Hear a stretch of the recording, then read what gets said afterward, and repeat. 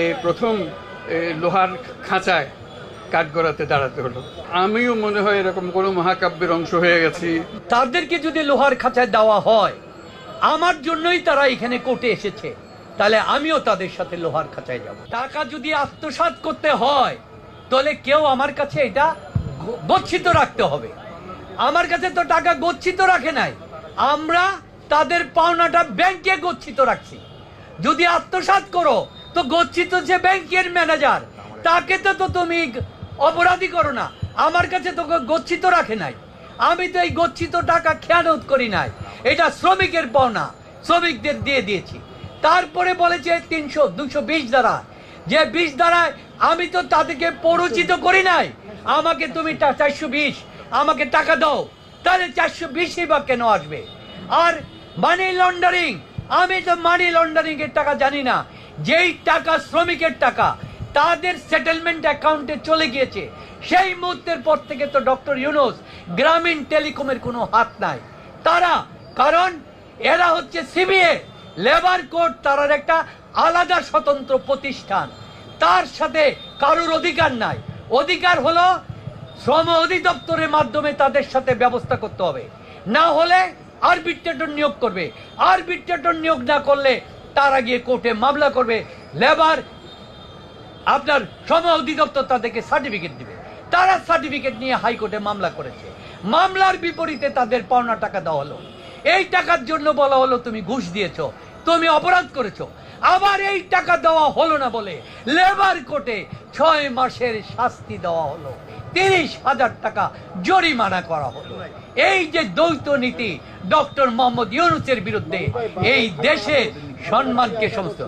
আর এই যে টাকাটাও দেওয়া হয়েছে, এই মামলাটা হাইকোর্টে ছিল, হাইকোর্ট এটা গ্রহণ করেছে।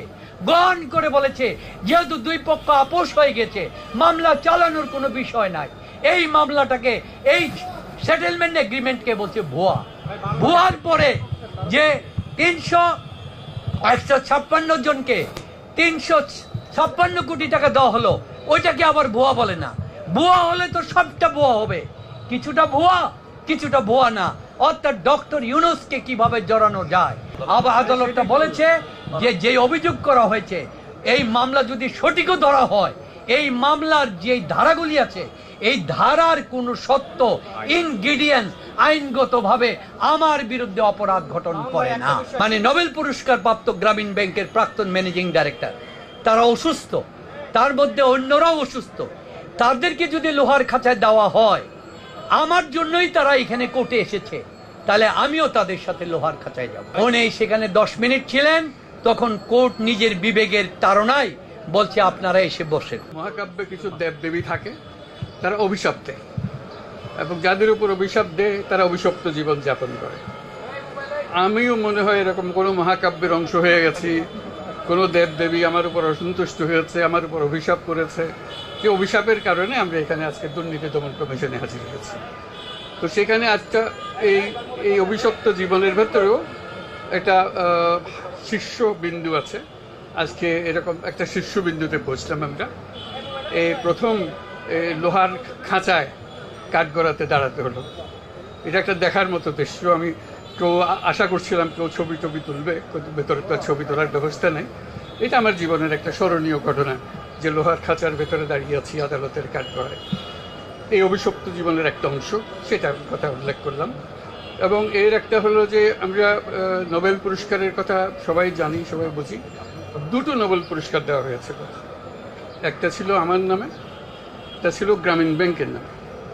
দুটারই সমান গুরুত্ব, সমান মর্যাদা, কারণ কোনোটা কম নয়। একটা যৌথভাবে দেওয়া হয়েছে তাও না, এটা ইন্ডিপেন্ডেন্ট, দুটোই ইন্ডিপেন্ডেন্ট। তো পৃথিবীর ইতিহাসে কোনো নজির নাই যে একজন নোবেল বিজয়ী আরেকজন নোবেল বিজয়ীর বিরুদ্ধে মামলা করতে দুদকে হাজির হয়েছে। এটা আমাদের কপালে হলো। এটা অভিশাপের একটা অংশ।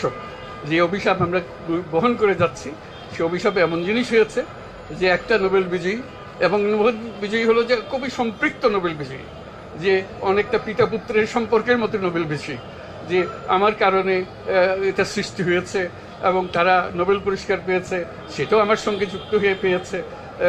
এখন এটারই একটা অংশ যে নোবেল পুরস্কার পেয়েছে 2 জনের মধ্যে একজন। আমার বিরুদ্ধে এটা এমনভাবে নিয়ে আসলো, খুব কঠিন ভাষায়, খুব রূঢ় ভাষায় আক্রমণ করে।